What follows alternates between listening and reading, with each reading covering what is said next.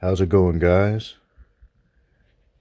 I'm back with another deep dive into a muscle and fitness from January 2003. All right. 4 power workouts for explosive growth. 22 ways to widen your shoulders.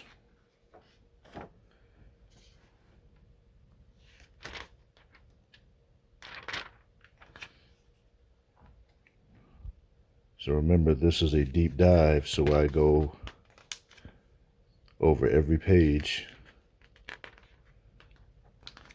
or show every page rather. Kevin Levrone, the Maryland Muscle Machine.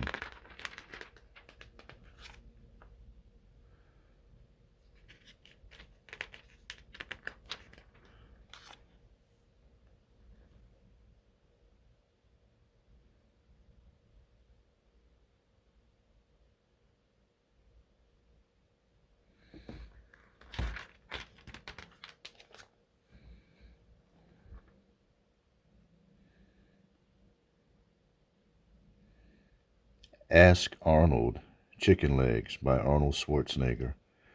You know, from what I understand, these articles aren't actually written by who they say they are.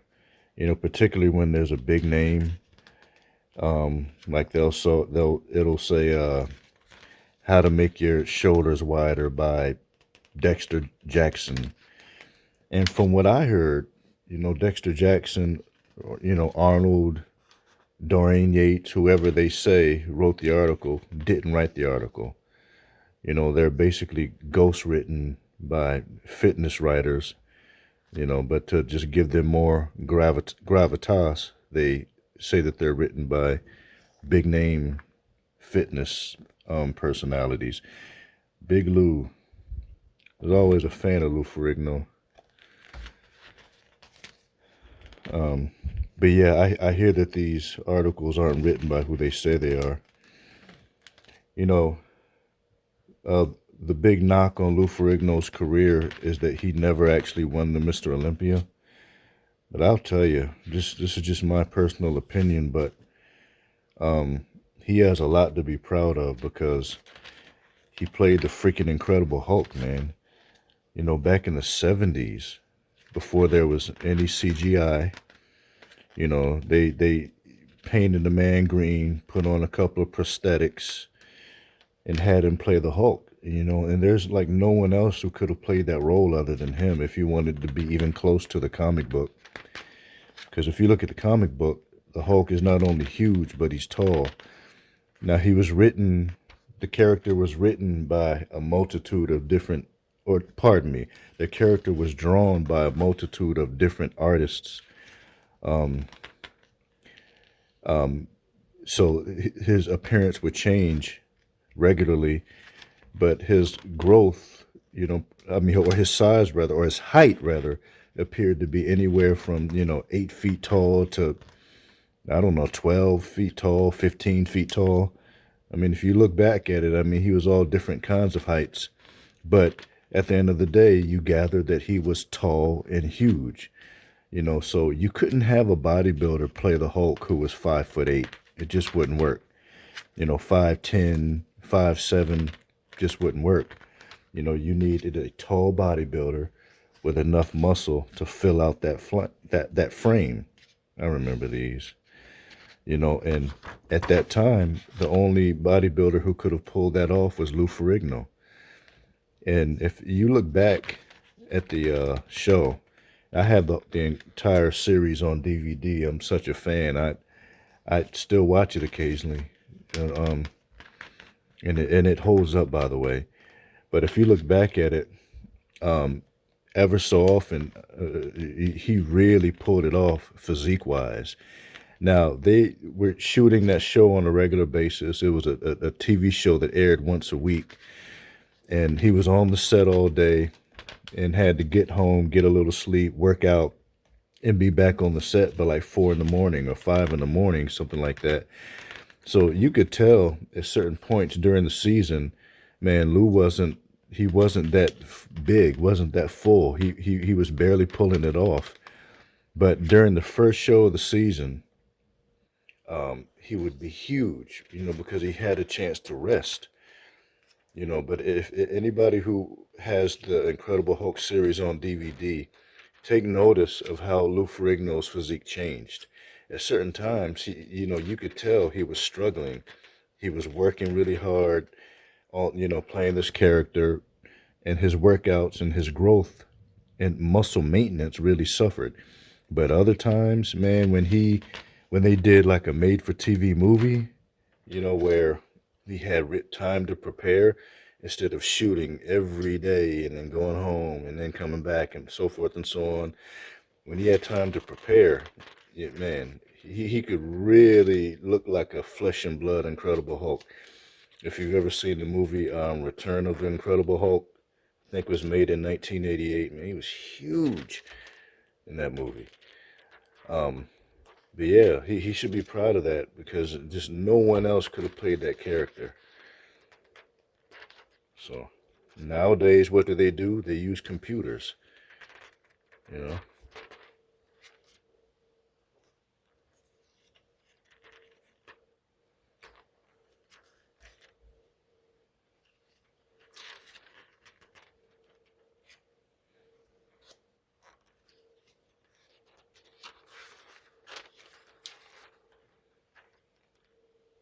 Skinny dipping.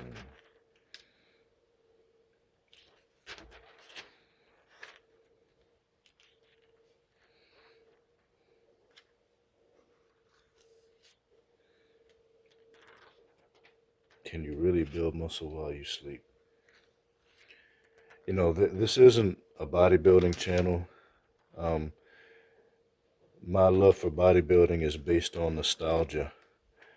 So I don't like to talk much. I don't like to sell people on how to get bigger, because most of the information on making your muscles bigger is bull. Most of it is bullshit. They're just telling you what you want to hear instead of what you need to know. But I do know a lot about it, although I don't like to talk about it. I don't like to sell it. I don't like to propagate those theories. But I just passed a page that talked about growing muscle while you sleep. And one trick that does work is using L-arginine before you sleep, or just using L-arginine at any time, but particularly before you go to sleep. L-arginine releases natural growth hormone. So there's that. And it also increases nitrous oxide, so it dilates blood vessels. So there's that. So there's a little bodybuilding tip from a channel that isn't particularly about bodybuilding, but I like to tell people, bodybuilding is great if you have the genetics, but I just hate lying to people who don't have the genetics, which a lot of fitness influencers do. They just lie. But yeah, man, it really is a genetically predetermined undertaking. And if you don't have the genes, I mean, you may see a little change, but it's not going to be much.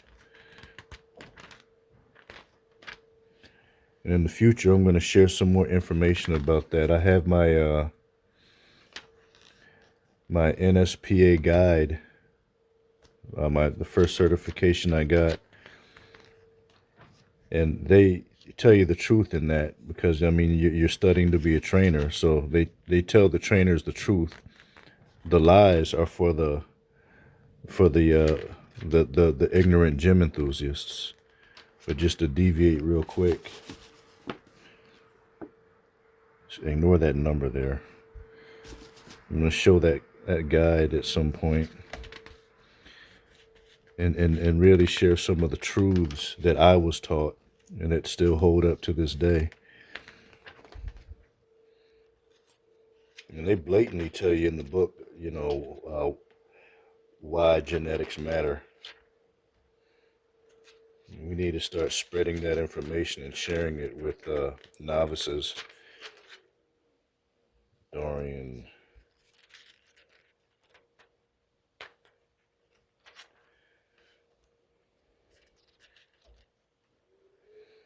Yeah, Dorian Yates used Mike Menzer style training.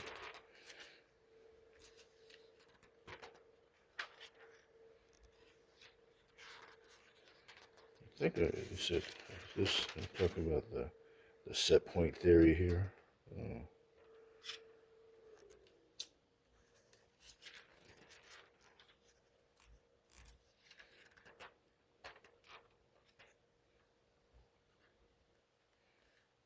Is this Chris Cormier? This guy looks familiar. I can't.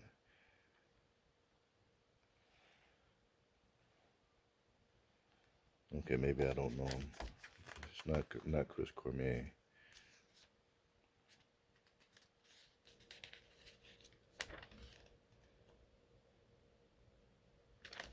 Oh, maybe it is. Oh yeah. Chris expresses, yeah. Broderick Christopher Cormier. Okay, so it is him. I knew he looked familiar.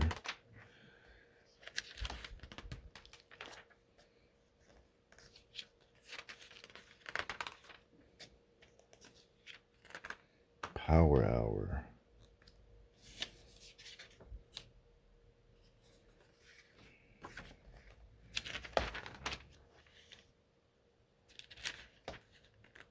Complete street fighting system. Oh, look at this. What is this? What are they getting into MMA here? You see some ground stuff there. Yeah, 2003, I think MMA was starting to take off. And that's when this magazine came out. In 2003. Back when he was only 4-time Mr. Olympia. Eventually went on to win 8. He went for the 9th. The other guy that won 8 was Lee Haney, and Lee Haney retired after he won that 8th. If I'm not mistaken, Ronnie Coleman went for a 9th, but man, he was shot by then. From what I understand, he had nerve problems in his back. Just all that volume, man, all that insane and super over the top intense training he did. You know, his back was shot, and from what I understand, it affected. Well, there's that article. It affected the development. You know, the nerve issues. He didn't have that Christmas tree that he was supposed to have in the back. You know, that Christmas tree shape. So he lost that one. I think Jay Cutler beat him. So he actually did go. That's me, the ultimate personal trainer. Yeah, I think Jay Cutler beat him, and then he retired. So I think he may be the only guy to go for a 9th. Because like I said, the only other guy to win 8 retired after he won that one.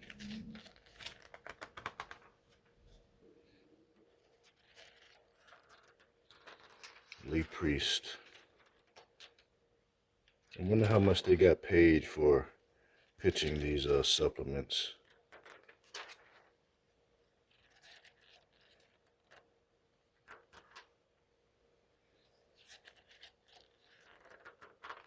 I think we're almost done here.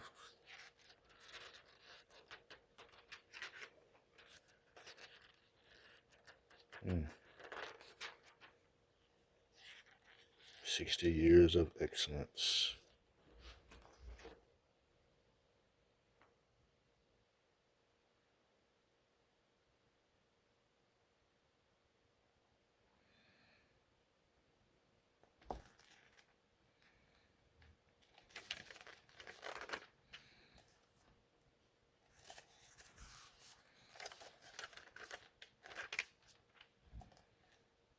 All right.